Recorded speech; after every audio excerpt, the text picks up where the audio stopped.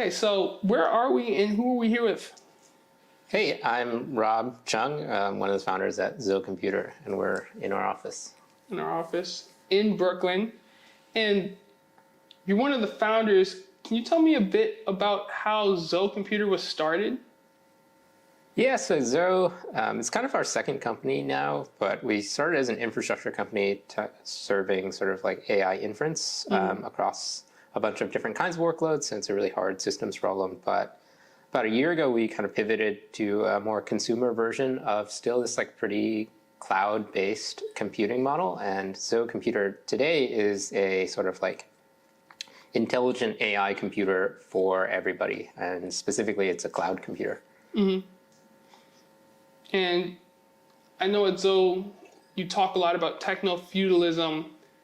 Can you tell me a bit about how Zoe disrupts the current dichotomy of computing and frees it and gives a bit more ownership to the user? Yeah, I think there's a bunch of ways in there. I think at its core, one of like Zoe's principles is like cloud computing is probably one of the best computing models of all time. The kind of catch is that no normal people have cloud computers, and that's always been the case over the last like 15, 20 years, where a lot of just big companies use cloud computers to sort of great effect. But like my mom, for example, can't have one because it's too complicated. And I think a big part of what Zoe is sort of like bringing this great computing model, which has a bunch of different properties than your normal computer.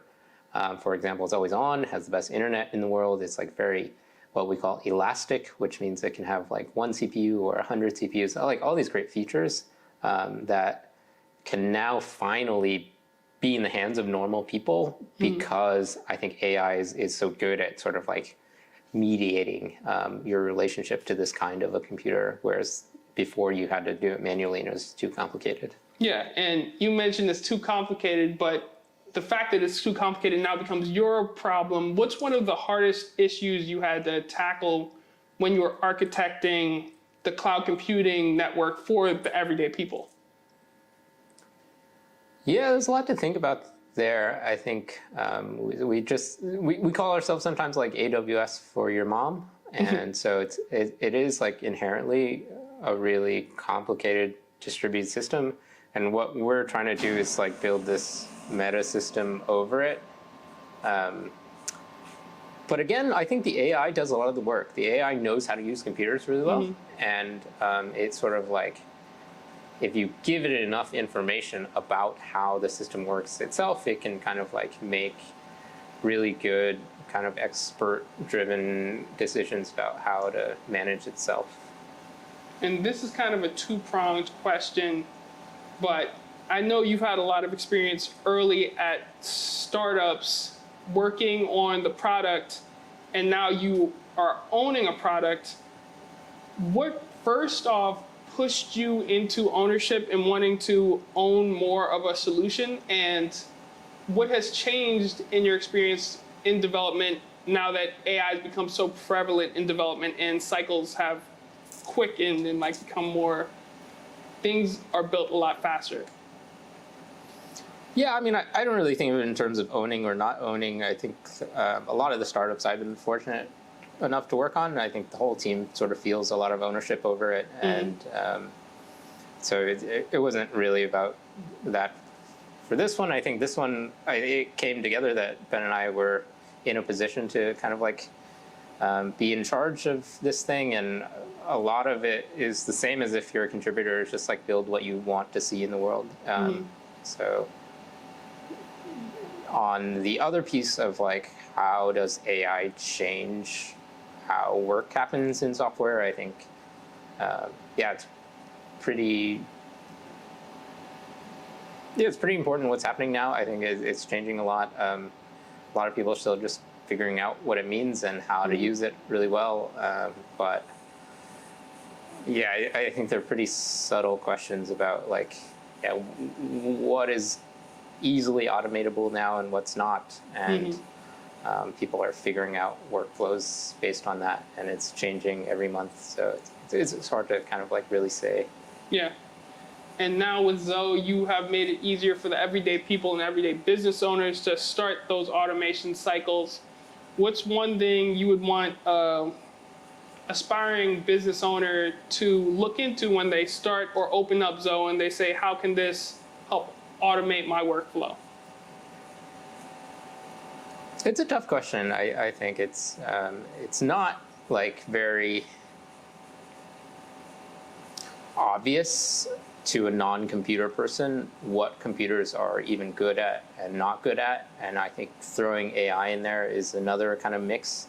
And so you do have to kind of learn some of these aspects. But I think people are pretty curious and they try things. And so a lot of people have already tried to just ask the computer what it's good at and what it's not good at. And so a lot of that tends to be back office. Like, computer is great at organizing information and humans are pretty bad at it. So a lot of like keeping track of things is really good for small businesses. And I don't know, like making websites or just doing anything that is somewhat tedious are good places to start. But really, I think it's like a dialogue. It's a conversation you kind of have to start and uncover for yourself in your situation. Mm-hmm. And one could say your Zoe space is a conversation with your own interface with computing. What's your Zoe space like, and what's your favorite Zoe space that you've seen that's not yours? Mine is pretty basic. It's just like a website that has some information about me and some just like weird experiments I do around computing and sort of like visual stuff with computers. So I just use it as a kind of like sandbox or playground to try ideas. But I don't know, there's one cool one. John from our team, he made a whole kind of Minecraft world in his Zoe space, and it's like it's kind of his little world, so it's got a lot of references to stuff that he cares about, which is kind of a cool little place on the internet. Mm-hmm. And now that everyone's able to have their cool little space on the internet, I've been thinking a lot about how this would almost be akin to MySpace in revolutionizing social media, allowing people to customize their own worlds and invite people in. And I know Zoe 2's launching, start to share what they make with other people as well on the platform. Yeah, there are definitely like some kind of like similarities to MySpace.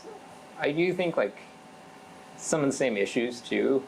So I hesitate to really make too much of a relationship to kind of like what MySpace did to social media or anything like that. But I think that the bigger picture story is just like, yeah, everyone now can have a computer on the internet. That means that they can have a website that is totally theirs. And there are a lot of hard problems to figuring out, like making it really good. You know, one big problem with MySpace pages is that it was just janky in a lot of cases, which they were fun, but they were also janky.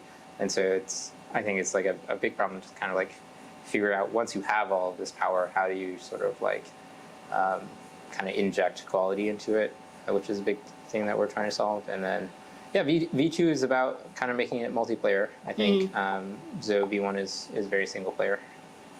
And multiplayer AI. It's very interesting because I'm currently working on a project with my teammate.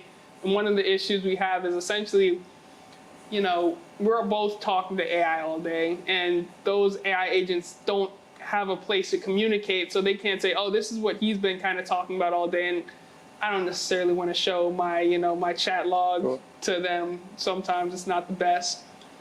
But there should be a space, and I think Zoe can be that space where AI agents can kind of come together and be like, hey, these guys have been working on two different things. They're kind of drifting apart. Here's how we can like get them back together. Here's how they're, both exploring the same issue two different ways. Yeah, I think broadly, yeah, that's a piece of what multiplayer is. It's about, yeah, just having different entities with different sort of objectives and sort of different observations and the orchestration system around all of that. So yeah, it definitely fits in somewhere. We're still early and unsure. And I got a brief office tour. This is a crazy space. what's your favorite part about the office, and what's the one part that was a non-negotiable when it was set up? I like the gym and also the cloud lights. Our non-negotiable was a shower, but that got rejected. So. But we do have a little funny like bidet. Yeah, we settled for attaching a bidet under the wall instead of a shower. Hey, if it calls desperate measures, call for desperate, you know, desperate times call for desperate measures. Yeah, so cool. Well, thank you for your time. I'm not going to hold you up. I'm going Sounds good. to let you get back to developing. Cool. Have a nice day. Thanks.